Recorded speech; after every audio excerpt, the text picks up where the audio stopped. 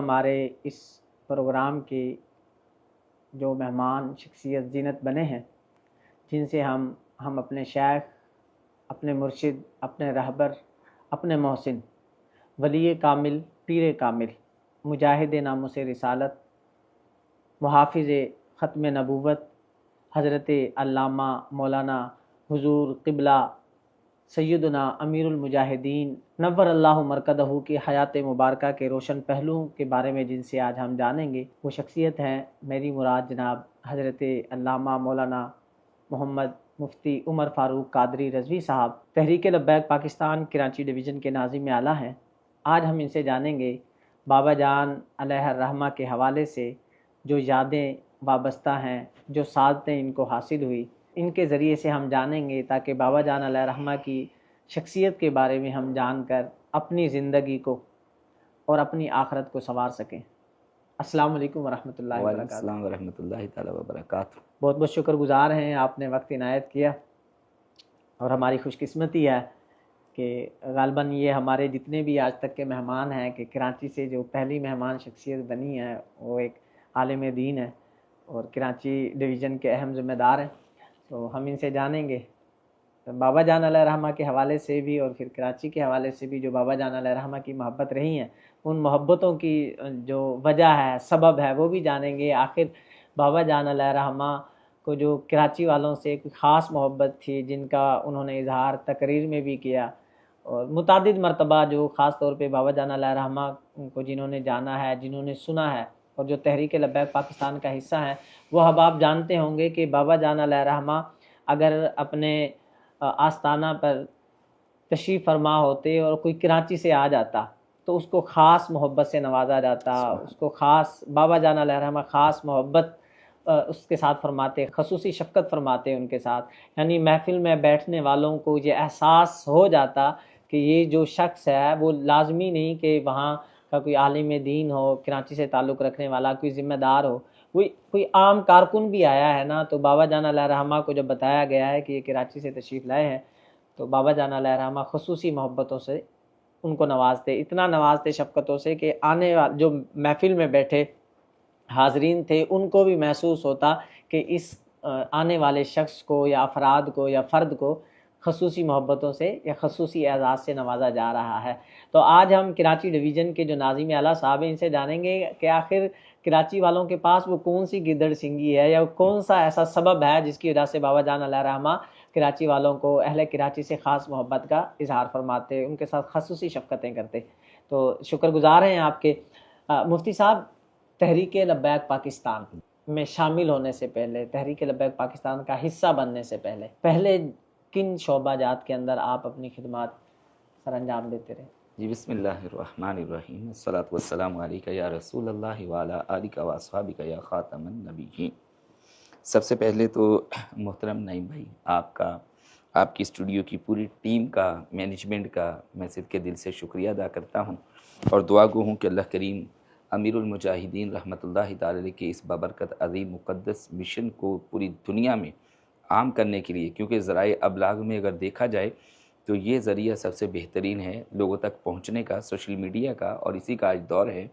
آپ نے اپنے اسٹوڈیو میں مدعو کیا، تو آپ سب کے لیے، آپ کی مینجمنٹ کے لیے دعا ہے کہ اللہ کریم پوری دنیا کے کونے کونے میں بھرپور طریقے سے یہاں سے پیغام پہنچائے، آمین۔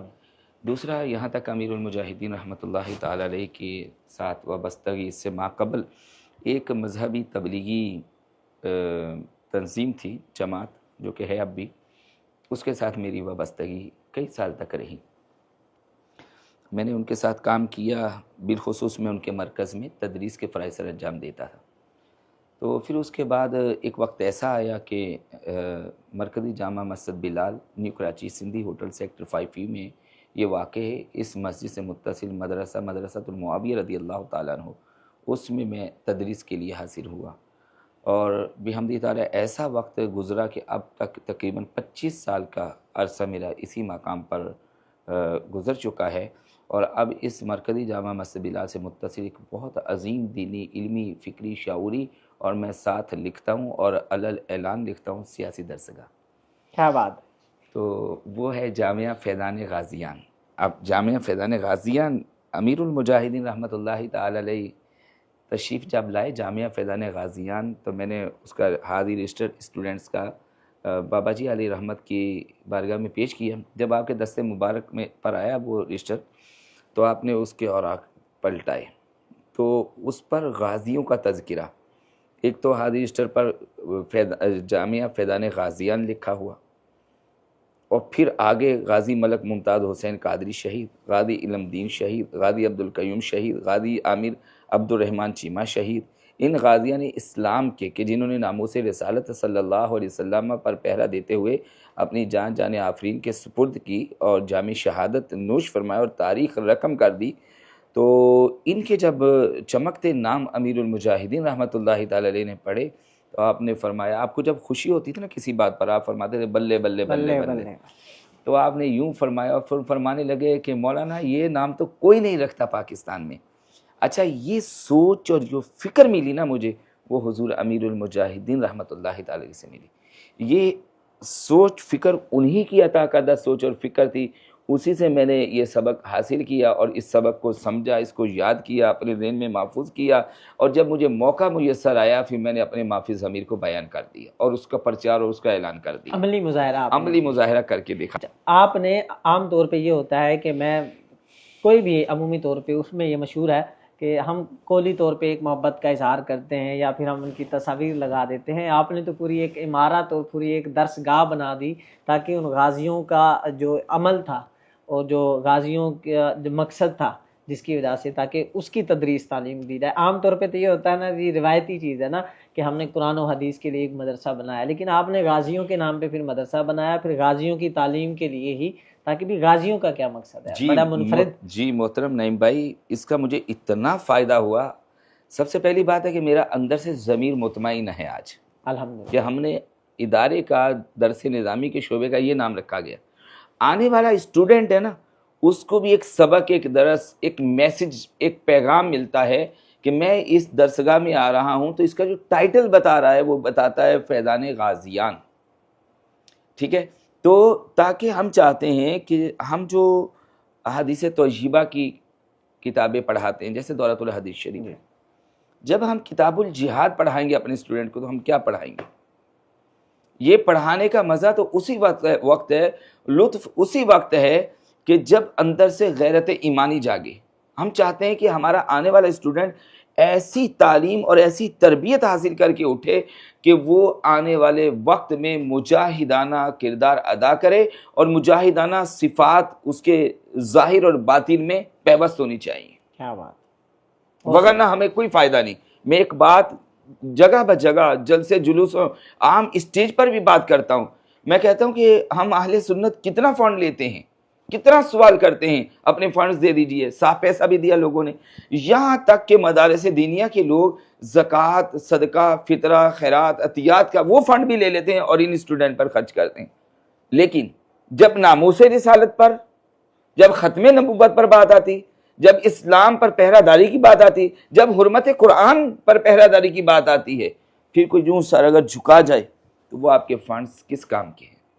وہ 8 سال 10 سال 6 سال جو آپ نے محنت کی وہ محنت کس کام کی؟ یہ ساری سوچ کو جس شخصیت نے تبدیل کر دیا ہے اس شخصیت کو امیر المجاہدین رحمۃ اللہ تعالی کہتے ہیں. بابا جان علیہ الرحمہ سے پہلی ملاقات کب اور کہاں پر؟ دیکھیں، پہلی تو میں نے سوشل میڈیا کے ذریعے آپ کی زیارت کی. دوسرا میں نے شہر کراچی میں نشتر پارک میں ایک بہت بڑا عظیم الشان تاریخی جلسہ ہوا تھا، بہت بڑا. نشتر پارک حاضر ہوا تو میں نے دور سے امیر المجاہدین کی زیارت کی.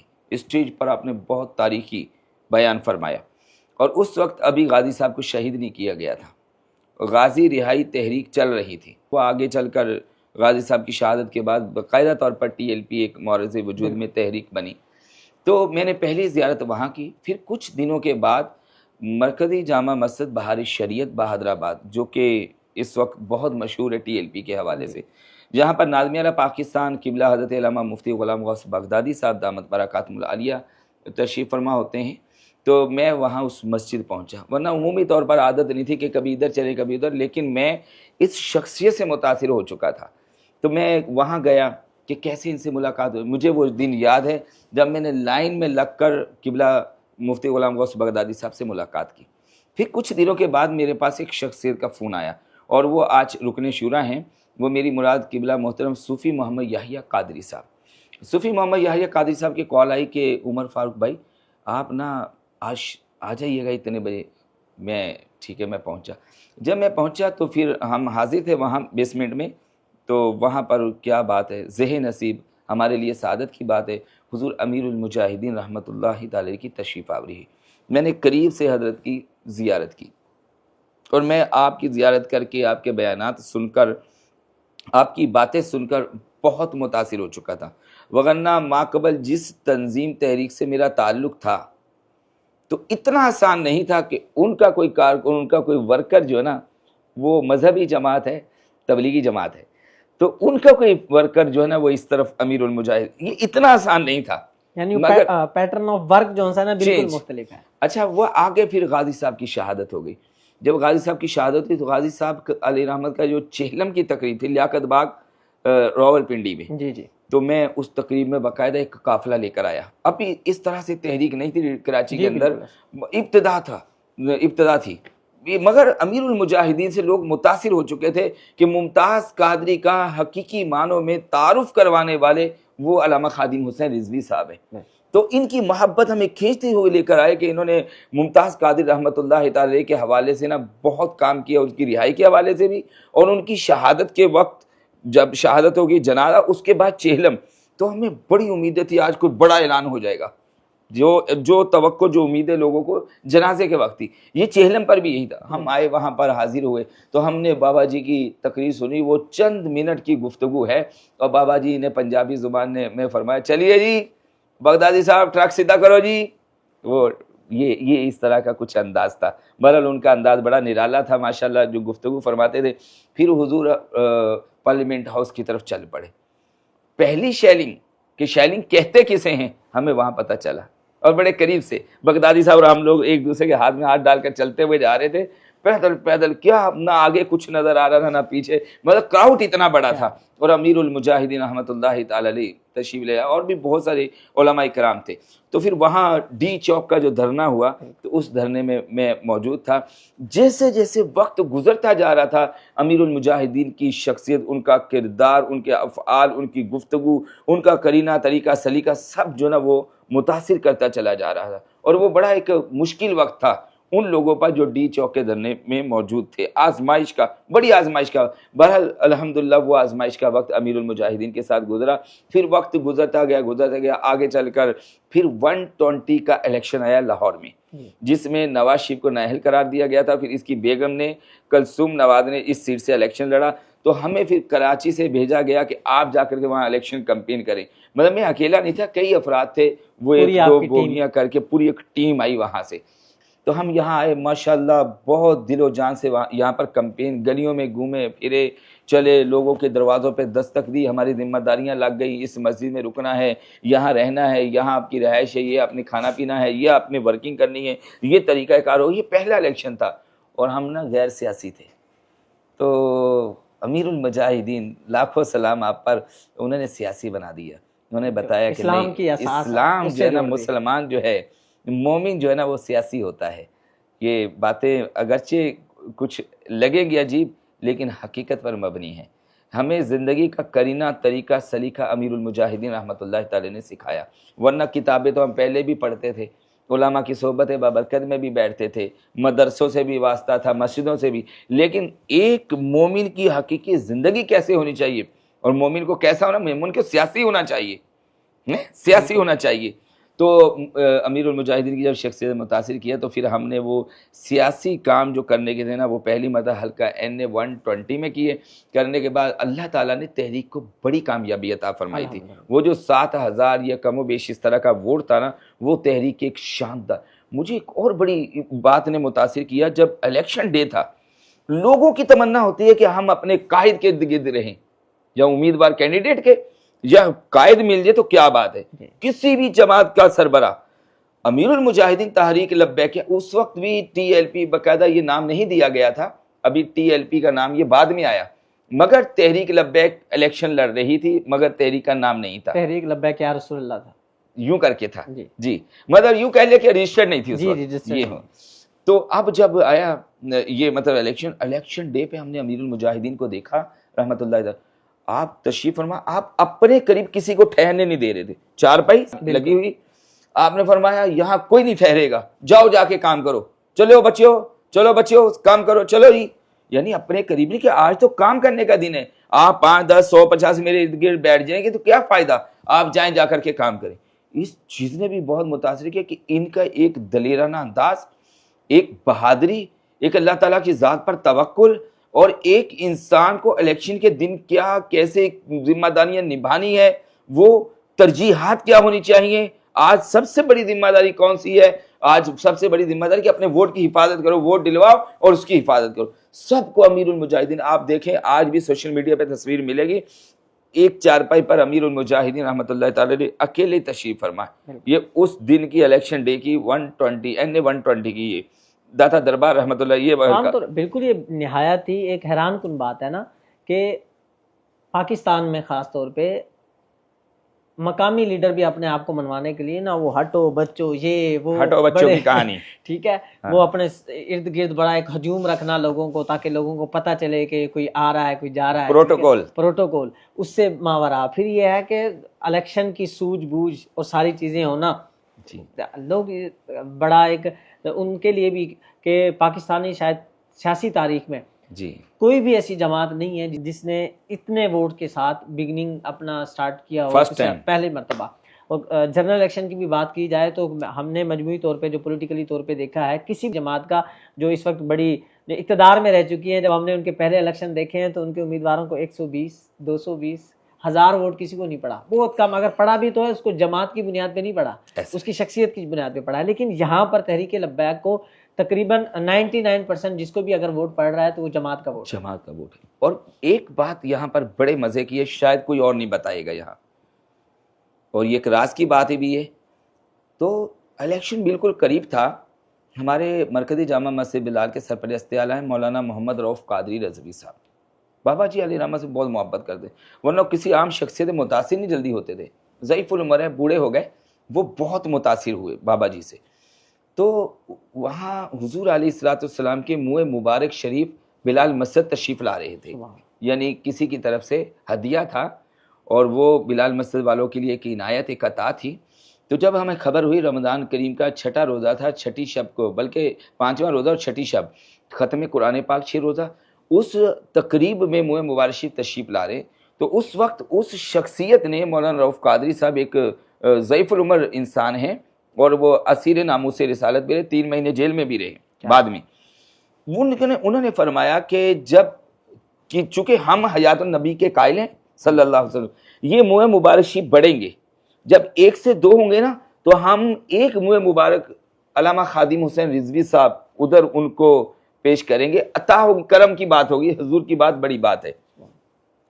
حضور جن سید زادوں کے آستانے سے وہ منہ مبارک شریف تشریف لا رہے تھے نا، تو ان کا بیان ہے کہ ہم نے تو ایک منہ مبارک شریف ایسے لے کر کے نا وہ باکس میں بڑی خوبصورتی کے ساتھ مطلب تشریف فرما کیے، کہتے ہیں دیکھتے ہی دیکھتے وہ 1 سے 2 ہو گئے۔ سبحان اللہ۔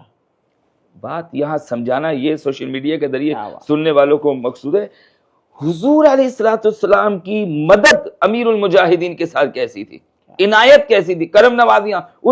یہ الیکشن 120 کے چند دن پہلے کی بات ہے۔ اب منہ مبارک شریف وہاں کراچی سے لاہور تشریف لانے ہیں، تو وہاں ایک ایسے فرد کا انتخاب کیا گیا کہ جس کا وضو سلامت رہے، کہ کراچی سے لے کے لاہور تک وہ باوضو طہارت پاکیزگی کے ساتھ بائی ایئر انتظام کیا گیا۔ ہم لوگ ایک قافلہ لے کے بائی ٹرین آئے، تو ہم لوگ پھر یہاں پہنچے، یہاں پورے اہتمام کے ساتھ پھر ہمیں خبر یہ ہوئی، عطا ہوئی، ارادہ تھا کہ آخری کمپین کا جلسہ حضور داتا صاحب علیہ رحمت کے سامنے ہونا ہے، بالکل وہ آخری جلسے میں منہ مبارک شریف تشریف لائیں وہاں پر۔ لیکن سلام امیر المجاہدین رحمۃ اللہ تعالی کو، ان کو جب خبر ہوئی نا، یہ تو پتہ چل گیا تھا آپ کو کہ منہ مبارک شریف تشریف لا رہے ہیں، آپ نے فرمایا وہاں کہیں بے ادبی نہ ہو جائے۔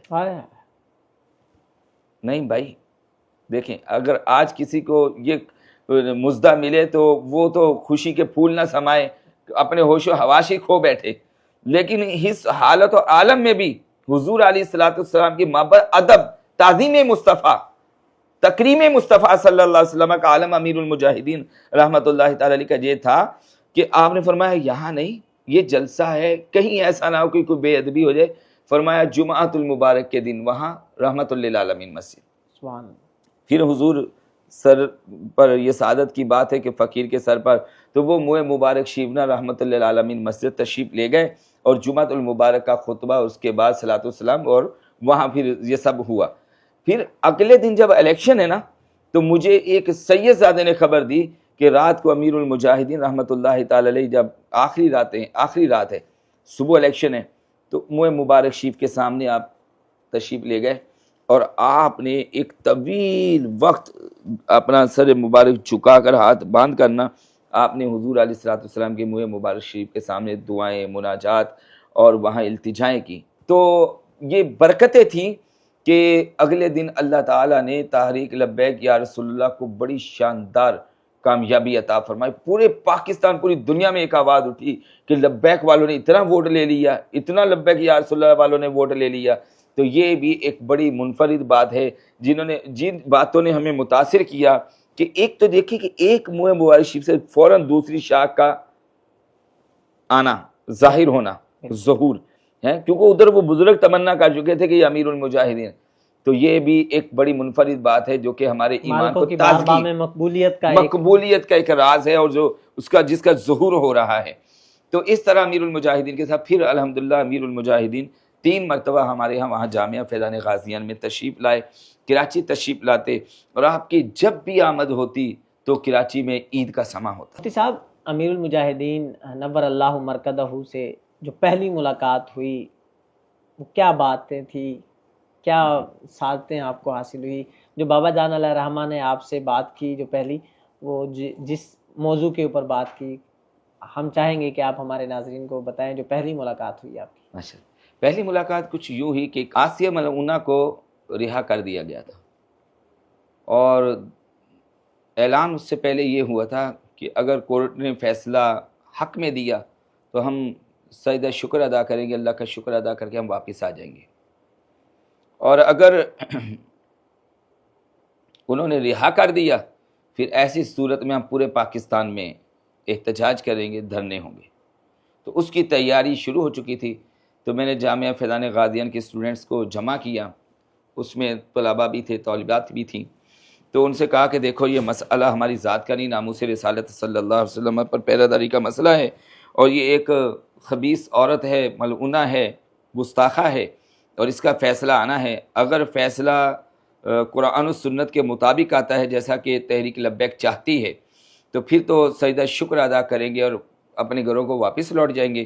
بس صورت دیگر احتجاج ہوگا اور پاورفل ہوگا، پھر اس میں تمام اسٹوڈنٹ بھی، تمام اساتذہ بھی، تمام مسجد کے نوادی بھی، اور دیگر سننے والے جو ہیں وہ. تو میں ایک تربیتی نشست کر رہا تھا صبح اول وقت میں، اور ٹائم بھی کوئی 8 بجے 9 بجے کا تھا کہ اپنا گھروں سے نکل آنا جلدی صبح. تو وہاں ایک طالب علم بھی بیٹھے ہوئے ہیں، پیچھے ان کی سسٹر بھی بیٹھی ہوئی ہیں، وہ بھی اس میٹنگ کا حصہ تھے. تو مگر فیصلہ کچھ دیر کے بعد جو آیا وہ توقع کے خلاف آیا. جیسا امیر المجاہدین چاہتے تھے کہ قرآن و سنت کے مطابق آئے، وہ ایسے قرآن و سنت کے مطابق نہ آیا. احتجاج کی کال نکل گئے. پھر پورے پاکستان میں دھرنے ہوئے. تو کراچی میں یہاں بہت سارے دھرنے ہوئے. تو بہت مضبوط پاورفل جو ایک دھرنا تھا وہ سہراب گوڑ پر تھا، اور اس بڑے دھرنے میں ہم بیٹھے ہوئے تھے. تو پھر اسی دوران دیگر مقامات پر بھی دھرنے تھے. سندھی ہوٹل نیو کراچی میں ایک دھرنا تھا، اور بھی بڑے بڑے دھرنے تھے. لیکن وہاں نا ایک مذہبی جماعت ہے، تو ان کا جلوس تھا اسی رات. تو وہاں پر بہرحال وہ واقعہ ہو گیا جو نہیں ہونا چاہیے تھا، کہ جس کے نتیجے میں ہمارے 2 کارکن شہید ہو گئے. یہ کراچی میں پہلی شہادتیں تھیں. اور اگر میں یہ سمجھوں کہ یہ تحریک کے اندر باقاعدہ طور پر پہلی شہادتیں ہوں گی تو یہ بھی غلط نہ ہوگا. محمد شہباز قادری اور محمد شاہد قادری، یہ 2 نوجوان شہید ہو گئے. یہ محمد شہباز قادری یہ وہی ہیں جن کی بہن اور جن کے بھائی اس صبح کی میٹنگ میں موجود تھے، مگر ان کو یہ نہیں تھا کہ آج شام کو ہمارا بھائی شہید ہو جائے گا. یہ میں نے اس لیے تمہیدی گفتگو میں وہ بات ان کی ذکر کی. تو 2 شہادتیں اور 14 افراد ہمارے ایسے تھے کہ جن کو گولیاں اسٹریٹ فائر لگے. جب یہ صورتحال ہوئی تو پھر امیر المجاہدین رحمۃ اللہ تعالی علیہ تشریف لائے جامعہ فیضان غازیان میں نیو کراچی میں. تو آپ آئے, آپ اس سے پہلے ہاسپٹل گئے, آپ وہاں تشریف لے گئے, آپ نے جو زخمی تھے ان کی عیادت فرمائی.